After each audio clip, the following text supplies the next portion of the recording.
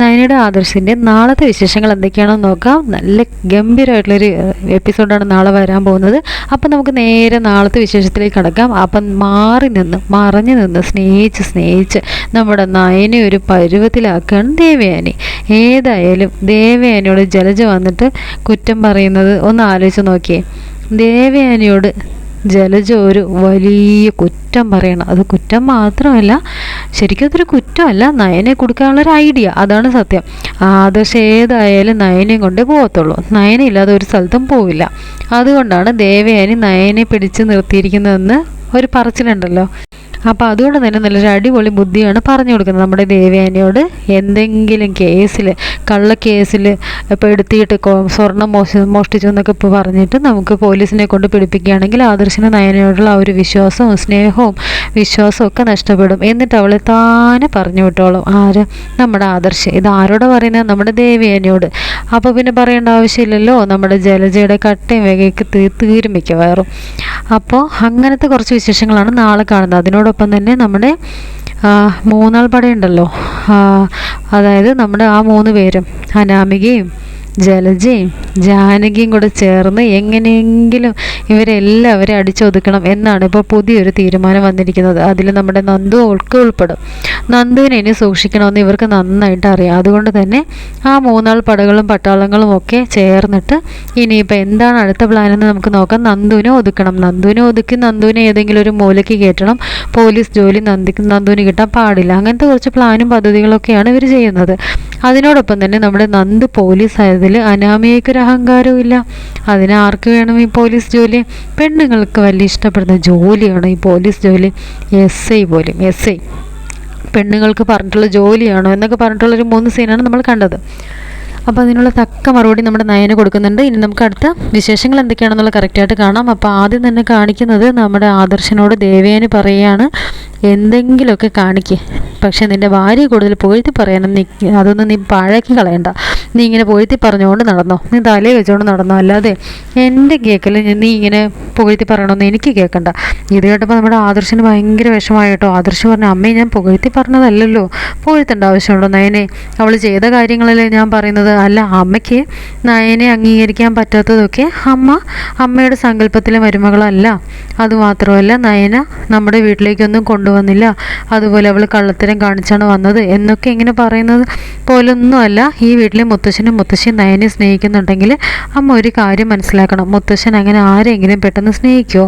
മുത്തശ്ശൻ ഒരാളെ സ്നേഹിക്കണമെങ്കിലേ, ഒരാളെ സ്വന്തമാക്കി കരുതണമെങ്കിലേ അയാളെക്കുറിച്ച് വ്യക്തമായൊരു ബോധം ഉണ്ടാവില്ലേ? അതുകൊണ്ടാണല്ലോ നയനെ അങ്ങനെ സ്നേഹിക്കുകയും അതുപോലെ നയനെ ഈ ഒരു മൂർത്തീസ് ജ്വല്ലറിയുടെ എല്ലാ ഉത്തരവാദിത്തങ്ങളും ബ്രാഞ്ചുകളുടെയും ഡിസൈനറായിട്ട് നമ്മുടെ നയനെ അവിടെ ആക്കിയതൊക്കെ. അപ്പോൾ അതുകൊണ്ടൊക്കെ തന്നെയാണ് വിശ്വാസം, അത് തന്നെയാണ്. അപ്പോൾ പിന്നെ എന്തിനാണ് അമ്മ വെറുതെ ഓരോന്നൊക്കെ പറഞ്ഞു കൂട്ടുന്നത്?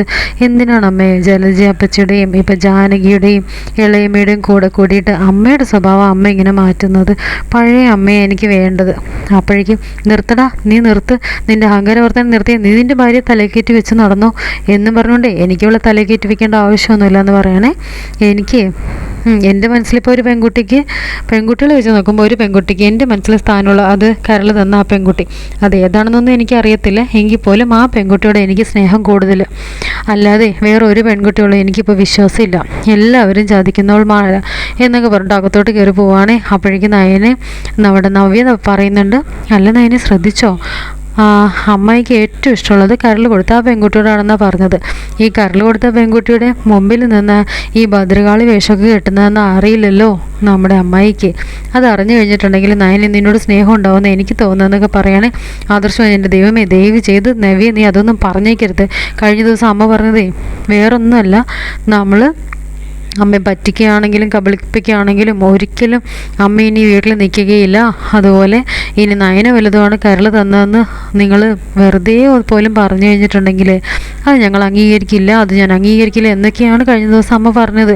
അതുകൊണ്ട് തന്നെ വെറുതെ എന്തിനാണ് നമ്മൾ ഗുലുമാല് പിടിച്ചിടുന്നത്? അതിൻ്റെയൊക്കെ ഒരു ആവശ്യമില്ലല്ലോ എന്ന് പറയണം. അപ്പോൾ നമ്മുടെ നയന പറഞ്ഞു, ശരിയാണല്ലോ നവ്യേച്ച, നമുക്ക് വേണ്ട ഇങ്ങനെയൊക്കെ പറഞ്ഞ് വെറുതെ ഒരു കുഴപ്പമൊന്നും ഉണ്ടാക്കി വെക്കേണ്ട. ഇനിയിപ്പോൾ എന്തറിഞ്ഞാലും അന്ന് ഞാൻ സത്യം പറഞ്ഞാൽ ഈ വീടിന് പുറത്താവുന്ന ദിവസമാണ് എന്നിങ്ങനെ ആദർശനോട് നയന പറയുന്നുണ്ട്. ഈ ഒരു ഭാഗം കഴിഞ്ഞ് പിന്നെ കാണിക്കുന്നത് ജലജയും ജാനകിയും അതുപോലെ തന്നെ നമ്മുടെ അനാമികയാണ്. അങ്ങനെ അനാമിക പറയണം, ഇനി ഒരു സ്വസ്ഥതയും സമാധാനവും ഇല്ലാതായി പോയല്ലോ അമ്മേ. അമ്മയുടെ മകൻ അവൻ്റെ പുറകെ തന്നെ ആയിരിക്കും. അമ്മയുടെ മകനും പ്രശ്നമില്ല, അതുപോലെ തന്നെ അമ്മയ്ക്കും പ്രശ്നമില്ല. പക്ഷേ എനിക്കാണ് പ്രശ്നം. ഇനിയിപ്പോൾ അവൾ എന്നെ ഇവിടുന്ന് തുരത്താൻ വേണ്ടിയിട്ട് എന്തെങ്കിലുമൊക്കെ കള്ളക്കേസുമായിട്ട് വരുമോ എന്നൊക്കെയാണ് എനിക്ക് സംശയം എന്ന് പറയുന്നത്. അപ്പോഴേക്കും ആരാ അതിന് അവളെ ഇവിടെ അംഗീകരിക്കാൻ പോകുന്നത്? അവളെ വീടിൻ്റെ പടി ഞാൻ കേട്ടില്ല എന്ന് പറയുമ്പോൾ അമ്മ ഇവിടെ കിടന്ന് പറഞ്ഞിട്ട് ഒരു കാര്യമില്ല. വല്യമ്മ നേരത്തെ ഇങ്ങനെ തന്നെയാണ് പറഞ്ഞുകൊണ്ടിരുന്നത്. എന്നിട്ട് അവളെ കയറ്റിയിരുത്തി സൽക്കരിച്ചു ജ്യൂസ് കൊടുത്തൊക്കെ കണ്ടതല്ലേ. അതുപോലെ തന്നെ ഇനി സംഭവിക്കാൻ പോകുന്നത് നോക്കിക്കോ. അവളെ ഈ വീട്ടിൽ തന്നെ ആയിരിക്കും ഇനി. എല്ലാവർക്കും അവളെ പേടിയായിരിക്കുമല്ലോ. ആർക്ക് പേടി? ഇവിടെ ആർക്കും പേടിയില്ല മോളെ. എനിക്കൊരു കാര്യം പറയാനുണ്ട് എന്നും പറഞ്ഞിട്ട് ജലജ പറയുകയാണ്. അവൾക്ക് SI സെലക്ഷൻ അവളെ കിട്ടി, പക്ഷേ ഇനിയും കുറേ കടമ്പകളൊക്കെ ഉണ്ടല്ലോ. അതൊക്കെ പാസ്സായെങ്കിൽ മാത്രമല്ലേ അവൾ SI ആകത്തുള്ളൂ. അതിനു മുമ്പ് എന്തെങ്കിലും ഒന്ന് ചെയ്യണം. അവളുടെ കാലും കൈയും തല്ലി ഒടിച്ച് വീട്ടിടുകയാണെങ്കിൽ പിന്നെ ഒരിക്കലും പോലീസ് ആകാൻ പറ്റില്ലല്ലോ. അല്ലെങ്കിൽ അവളുടെ ശരീരം തളർന്നു കിടക്കുകയാണെങ്കിൽ പിന്നെ ഒരിക്കലും പോലീസ് ആവില്ലല്ലോ. ആ വഴിക്കുമല്ലോ നോക്കാം. അനാമിക മോളെ അനാമികയുടെ അച്ഛനോട് പറ, അതായിരിക്കും നല്ലതെന്ന് പറയുകയാണ്. അങ്ങനെ ഇവർ രണ്ടുപേരും കൂടി 3 പേരും കൂടി ഗൂഢാലോചന നടത്തിക്കൊണ്ടിരിക്കുകയാണ്. അപ്പോഴേക്കും നമ്മുടെ ജാനകി വന്നിട്ട് പറയുന്നുണ്ട്, ഇനിയിപ്പോൾ വേറൊന്നുമല്ല, വീടിനകത്ത് നിൽക്കുന്ന 2 എണ്ണത്തിന് നയനയും നവ്യയും അടിച്ച് വെളിയിലാക്കാൻ നോക്കണം. അതിനെന്തെങ്കിലും വഴിയുണ്ടോ എന്ന് നോക്കണമെന്ന് പറയുകയാണേ.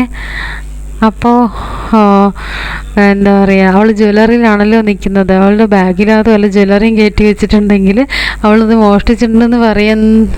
പിന്നെ ആദർശേട്ടനോട് ഭയങ്കര സ്നേഹമല്ലേ. ആ സ്നേഹമൊക്കെ അവളെയും സ്നേഹിച്ച് അവളുടെ പുറകെ നടക്കുന്നത്, ആ ഒരു സ്നേഹം ഇല്ലാതാക്കണമെന്നാണ് ഉണ്ടെങ്കിൽ ആദർശേട്ടൻ അവളോട് ദേഷ്യം വരും. ആദർശേട്ടൻ അവളോട് ദേഷ്യം വന്നിട്ടുണ്ടെങ്കിൽ അവളിവിടെ നിന്ന് പറഞ്ഞു വിടാനായിട്ട് ആദ്യം തയ്യാറാവുന്നത് അത് വല്യമ്മ തന്നെയായിരിക്കും. എങ്കിൽ പിന്നെ ആ വഴിയൊന്ന് ചിന്തിച്ചൂടെ എന്നിങ്ങനെ ചോദിക്കുന്നുണ്ട്. അപ്പം നമ്മുടെ ജലജ് പറയുന്നത്, ഏതായാലും ഞാനിത് ഏടത്തിയോടൊന്ന് പറഞ്ഞു നോക്കാം. ഏടത്തിക്ക് അവളെ എങ്ങനെയെങ്കിലും ഇവിടെ നിന്ന് വെളിച്ചേക്കണം ചാടിക്കണം തന്നെയാണ് ഇന്ന് എന്നോട് പറഞ്ഞായിരുന്നു. ആദർശൻ്റെ ആ ഒരു കാര്യത്തിൽ മാത്രമാണ് ഏടത്തി ഇത്തിരി ഇളവ് ചെയ്യുന്നത്. ആദർശം അവളെയും ചോദിച്ചുകൊണ്ട് നടക്കുന്നത് കൊണ്ടാണ് ഇനിയിപ്പോൾ അവളില്ലാതെ വന്നിട്ടുണ്ടെങ്കിൽ ആദർശന് ഊണില്ല ഉറക്കമില്ല എന്നൊക്കെ പറഞ്ഞുകൊണ്ടിരിക്കുമല്ലോ. മരുന്ന് കഴിക്കില്ല, അസുഖം കഴിക്കുക എന്നുള്ള പേടിയൊക്കെ ആണല്ലോ. ആദർശന് അവളെ ഇഷ്ടമില്ലെങ്കിൽ ആ നിമിഷം എടുത്തി അവളെ വെളിയിലാക്കാം എന്ന് പറഞ്ഞിട്ട് നേരെ ദേവേനയുടെ അടുത്തേക്ക് ചെല്ലുകയാണ്. ഏതായാലും ദേവേനയുടെ അടുത്തേക്ക് ചെല്ലുന്നു. ദേവേനയോട് ചോദിക്കുകയാണ്, അല്ല 3 പേരും കൂടി പോയിട്ട് വന്നല്ലോ, കണ്ടായിരുന്നോ? അപ്പോഴേക്കും ഞാൻ കണ്ടായിരുന്നു. കണ്ടിട്ട് 2 വർത്തമാനം കൂടെ പറഞ്ഞിട്ട് ഇരിക്കുകയാണ്. തലയിലെടുത്ത് വെച്ചുകൊണ്ട് നടക്കുകയായിരുന്നല്ലോ എൻ്റെ മോനെ. അങ്ങനെ തലയിലെടുത്ത് വെച്ചുകൊണ്ട് നടക്കുന്ന അവളെ നമുക്ക് ഇവിടെ നിന്ന് പറഞ്ഞു വിടാനുള്ള ഒരു ഐഡിയ കിട്ടിയിട്ടുണ്ട്. അവൾ ഏതായാലും ഇപ്പോൾ ഓഫീസിലേക്ക് പോകുന്നുണ്ടല്ലോ, അത് ജ്വല്ലറി തന്നെയല്ലേ പോകുന്നത്. അപ്പോൾ പിന്നെ നമുക്കൊരു കാര്യം ചെയ്യാം, ജ്വല്ലറിയിൽ നിന്ന് എന്തെങ്കിലും ഒരു സ്വർണ്ണം എടുത്ത് അവളുടെ ബാഗിനകത്ത് ഇടണം. എന്നിട്ട് അവൾ ആ സ്വർണ്ണം മോഷ്ടിച്ചാണെന്ന് വരുത്തി തീർക്കണം. അങ്ങനെ വരുമ്പോൾ ഈ ആദർശന് നയനയോടുള്ള വിശ്വാസം കുറയുമല്ലോ. അപ്പോൾ നമുക്ക് നയനെ സഹിക്കേണ്ട വല്ല കാര്യമുണ്ടോ? ഏഴത്തി നയനെ സഹിക്കേണ്ട വല്ല കാര്യമുണ്ടോ? അതോടുകൂടി എല്ലാ പ്രശ്നങ്ങളും അവസാനിക്കും. 2 പേരെയും വീട്ടിലും പറഞ്ഞുവിടാം. ഇനിയിപ്പോൾ അനിയത്തി കള്ളിയായതുകൊണ്ട് ചേച്ചി ഞാൻ പറഞ്ഞുവിടാം എന്നിങ്ങനെ പറയുകയാണെ. അപ്പോഴേക്കും നമ്മുടെ ദേവേനി പറയുന്നുണ്ട്, അതൊക്കെ മോശമല്ലേ ജലജെ, അങ്ങനെയൊക്കെ ചെയ്തു കഴിഞ്ഞാലേ അതൊക്കെ വേണ്ട, അതിൻ്റെ കാര്യമൊന്നുമില്ല. ഏടത്തിക്ക് അവളോടൊന്ന് വെളിയിൽ പോകണോ? ഏടത്തേക്ക് അവളോട് സ്നേഹമുണ്ടോ? അവളോടൊന്ന് പോകുന്ന തന്നെയാണ്. എനിക്ക് സ്നേഹമൊന്നുമില്ല. നമുക്കിങ്ങനെ ചെയ്തു നോക്കിയാലോ? ഏതായാലും നീ പറഞ്ഞ ഐഡിയ കൊള്ളാം. നമുക്ക് ഒരവസരം കിട്ടുമെന്ന് നോക്കാം. എന്നിട്ട് നമുക്ക് എന്താണെന്ന് വെച്ചാൽ ചെയ്യാം എന്നൊക്കെ പറഞ്ഞിട്ട് നമ്മുടെ ദേവേനി പതുക്കെ ജലജ അങ്ങ് പറഞ്ഞു വിടുകയാണ്. ജലജ ഈ കാര്യം നേരെ ചെന്ന് അനാമികയോടും ജാനകിയോടും പറഞ്ഞു കേട്ടോ. എന്നിട്ട് ഞാൻ ഏടത്തിയോട് പറഞ്ഞിട്ടുണ്ട്, ഏടത്തി ഏതായാലും ഇതുപോലെ ഡീല് ചെയ്യാമെന്ന് പറഞ്ഞിട്ടുണ്ട്. ഉടനെ തന്നെ നമുക്ക് അവളും വരെ പുറത്താക്കും ഏടത്തി എന്ന് പറഞ്ഞ് ഭയങ്കര സന്തോഷത്തിൽ നിൽക്കുകയാണ്. ഇതിനിടയിലാണ് നമ്മുടെ അനാമിക ഇങ്ങനെ വലിയ രീതിയിൽ നേരെ ചെല്ലുകയാണ് നയനയുടെ അടുത്തേക്ക് ചെന്നിട്ട് എല്ലാവർക്കും സ്വീറ്റ്സ് കൊടുക്കുന്നുണ്ട്. അപ്പം നയനയോട് സ്വീറ്റ്സ് നയന അനാമിക കൊടുക്കുമ്പോൾ ഞങ്ങൾക്ക് സ്വീറ്റ്സിൻ്റെ ആവശ്യമൊന്നുമില്ല, എന്തിനാ ഇതിന് മാത്രം സന്തോഷിക്കുന്നത്? ഒരു പെണ്ണ് പോലീസാകുന്നത് അത്ര വലിയ നല്ല കാര്യമൊന്നുമല്ല.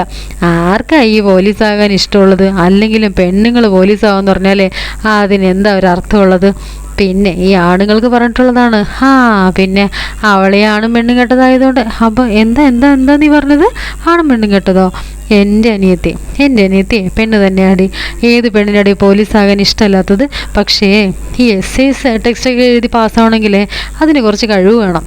കഴിവ് മാത്രം പോരാ, കുറച്ച് കരുത്തും വേണം ഒരു പെണ്ണ് പോലീസാവാനേ. അതിന് എൻ്റെ അനിയത്തിക്ക് വേണ്ടോളുണ്ട്. പിന്നെ ചില പെണ്ണുങ്ങൾക്ക് കഴിവ് കുറച്ച് കൂടുതലാണ്, അത് വേറെ കാര്യങ്ങൾക്ക് കാണുന്നേ ഉള്ളൂ. ഏതായാലും അനാമിക ഒരു കാര്യം സ്വീറ്റ്സ് വേണ്ടെങ്കിൽ വേണ്ട. ഇനിയിപ്പോൾ പല കള്ളത്തരങ്ങളും എൻ്റെ അനിയത്തി വെളിക്കൊണ്ട് വരുമല്ലോ എന്നൊക്കെ പറഞ്ഞിട്ട് നമ്മുടെ നായനെ അങ്ങ് പോവാണേ.